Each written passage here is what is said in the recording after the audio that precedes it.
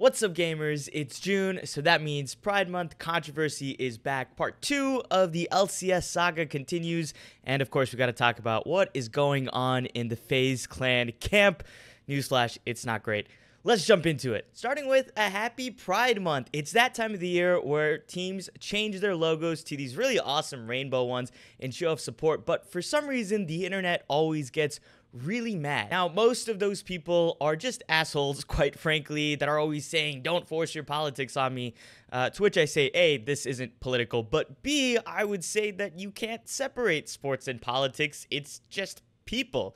And people and private companies can have their own opinions, and if you don't agree, don't watch. I don't think they're gonna miss you. But some folks are very vocally calling teams out on virtue signaling, kind of a buzzword in esports activism at the moment. But to some extent, that is definitely true. Basically saying that because those same teams are involved in leagues that are run by entities like the Saudi government who are against LGBTQ+ people in any way, shape, or form, participating in them is a sign of direct hypocrisy, and that rainbow logo doesn't really do anything, especially if you're still working with groups like that. On the other hand, leagues like that kind of enable orgs to be able to fund projects and teams to promote and platform those very same marginalized communities. So ultimately, I'll pass the question off to you.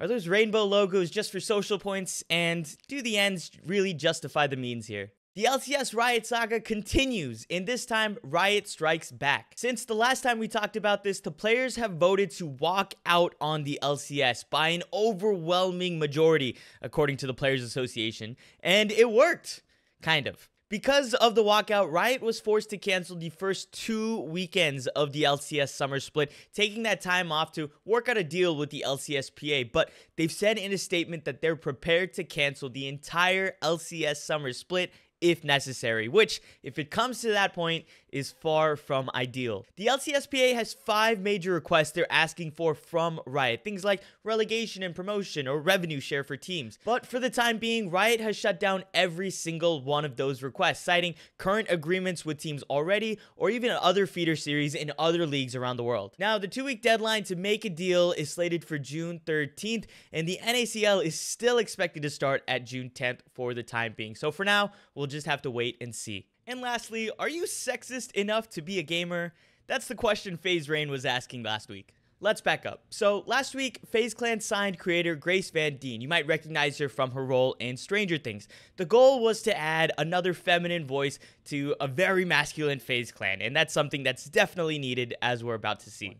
But OG creator FaZe Rain was very critical of the announcement, should we say. First, spoiling it on Twitter a week before the announcement, and then after the announcement, slamming Grace by saying she doesn't even know what a trick shot is, which, burn, and later calling her, quote, excruciatingly mid, who I would never let touch me on my drunkest night.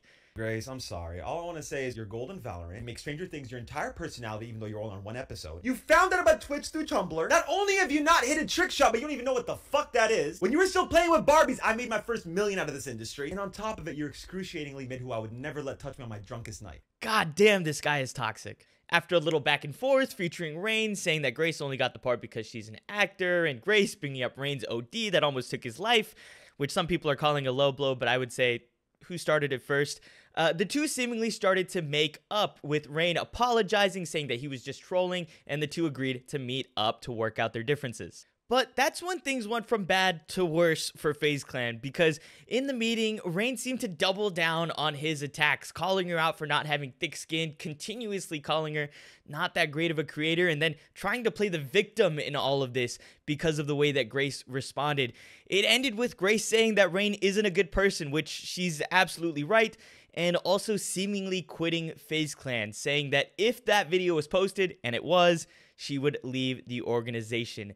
Now, in response, FaZe Clan came out tweeting in support of Grace and saying that Rain's behavior was unacceptable, but that might be too little too late because Grace has already taken the org out of her bio, and this also prompted other OG creators to come out and attack FaZe for not standing up to one of their OG creators who's been with the brand for so long. So we'll just have to wait and see with how all this develops, but really, fuck Rain here in all of his sexist bullshit. It's really not necessary in the gaming world anymore, but unfortunately it seems like he's gotten everything he wants out of this situation, which is a lot of attention. And that's 3 stories in the books. There's going to be links for everything if you want to learn more down below.